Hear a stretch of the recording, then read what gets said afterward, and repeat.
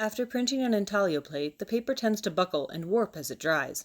This video demonstrates a few ways to flatten the prints. This first method is for prints that were printed with a registration grid, so you don't have spare paper on the sides to trim down. Allow the ink to dry for at least a day. Mist the prints with water. Spray both the front and the back. Another option is to dip them in water. Blot the prints with a towel until they are damp, just as you would before printing.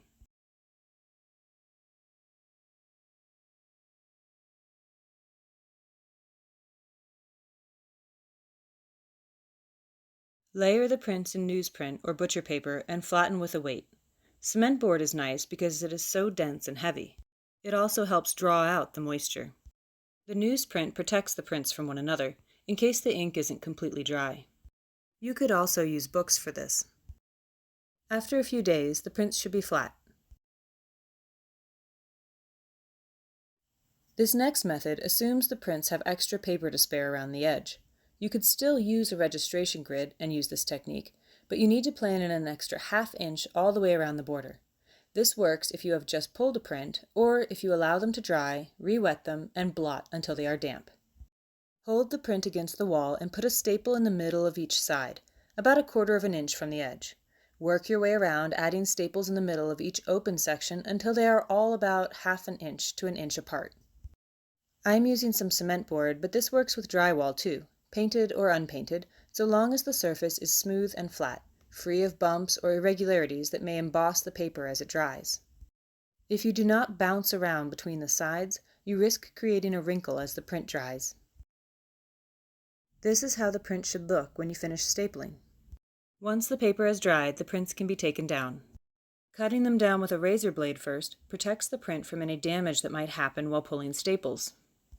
Then gently wiggle the paper to loosen the staples.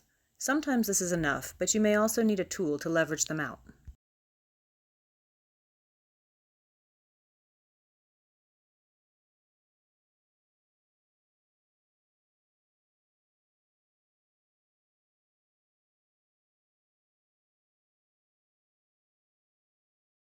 You can also do this with pins, although the shrinking paper will sometimes pop them out. Place the pins at least 1/8 inch from the edge so they don't tear through the paper as it tightens. Stretching the prints as they dry is the best method because if they are pressed flat without the stretching component, they sometimes develop a slight buckle later down the line, especially in humid environments. Again, aim to keep the pins about ½ inch to 1 inch apart. Work back and forth between the sides, dividing up the areas.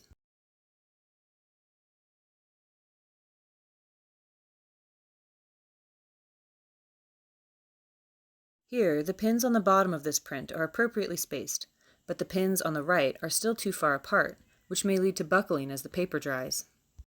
When removing pins, I don't typically bother with the razor blade and just pull the pins out. If your paper does buckle while drying, you can always re-wet it and try again. Now the prints are ready to be torn or cut to size. Here is how a flattened print looks.